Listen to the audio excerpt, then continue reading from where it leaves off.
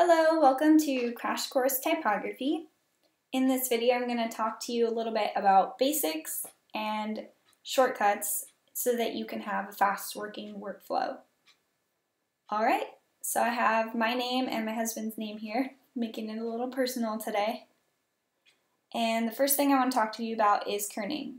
So in order to change the kerning, or the space in between the letters, the shortcut you would use while the type is selected is Alt-Command, and then you would either hit your arrow key to the right or to the left. Alright, another way you can do this is using the character panel, which mine is over here. If you can't find it, you would go to Window, Type, and Character, or Command T. While you're in the character panel, you would change the kerning of the letters using either these negative numbers to make them smaller, or these positive numbers. Oh, that was letting. Let's go back. There we go. You would use these positive numbers to make them wider. Okay? Now let's go back to 0, which is just normal. And let's talk about if you feel like just one of the letters has weird kerning, like there's really just not a lot of space in between this I here, as much space as there is between the I and the A here. So we want to increase the kerning between the R and the I. You would double click, get your cursor right in between the R and the I, hold the Alt key down, and then hit to the right or the left, depending on which way you want to change the kerning on that. Okay? That kind of looks even. Now, we want to learn the shortcut for changing the leading. In order to do this, you have to have at least 2 lines of type that are in the same text box. And then once you have those 2 things, you would hold the Alt and Command key and hit down or up, depending on which way you want to go. Okay, so that's the shortcut for that.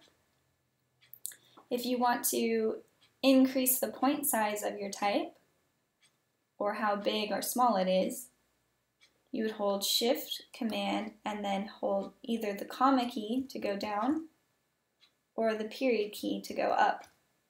You can do this a little bit faster if you hold the Option key at the same time. It just goes a little bit bigger of distances. I believe it's 2 point sizes every time you click. When you use Shift, Command, comma, or period, it'll go up or down 2 point sizes. Okay, moving on. Outlining type.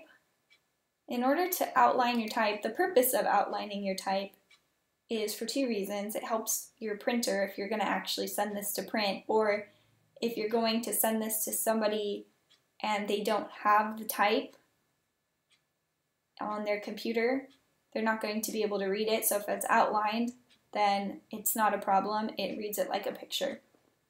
So how do you do it? So once you select your type, you're going to hit Shift Command O, and that's going to outline your type for you, and you're going to see all these little points are going to come around here. And you can edit those points using the white arrow tool, hitting A, and if you want, you can just make them do whatever you want. Or you can, delete them. Just a thought. Okay, the next thing I want to show you is how to type on a path. This isn't necessarily a basic or a shortcut. I guess it's more of a basic.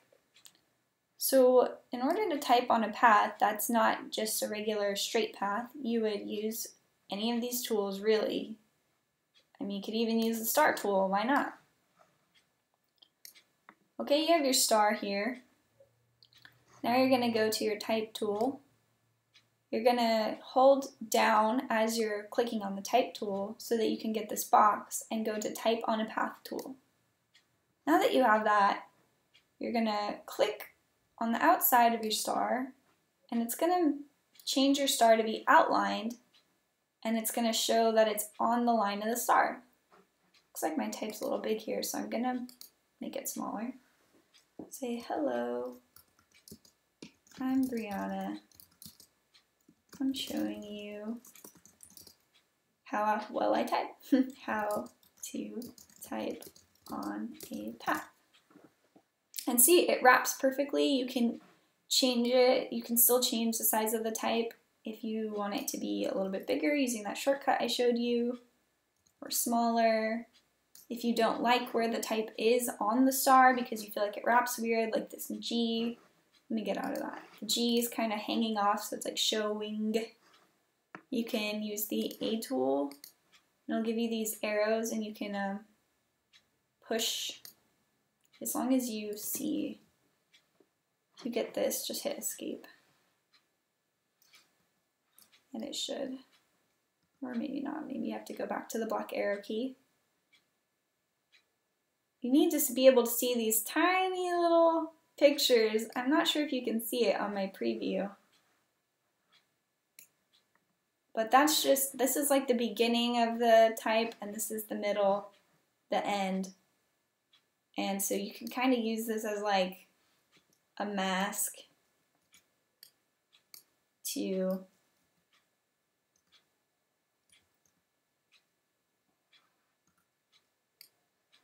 hide your type. In this case, we don't want to do that.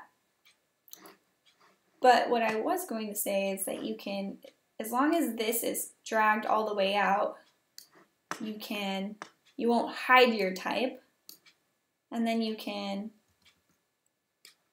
move it. Cool, huh? Looks like a little caterpillar. All right, and the last thing I want to show you is, okay, how do we get this type on the inside of the star or the square or whatever we're using? So we're still going to be using this A key, and you're going to see this arrow coming up. It looks like a bar with an arrow on top. Make sure you have the middle one selected. Click and drag it to the inside of the star, just like that, right to the inside. Bam. And you can do the same thing. You can move the type, can make it bigger, smaller, whatever you want. And that's the basics of the type tool.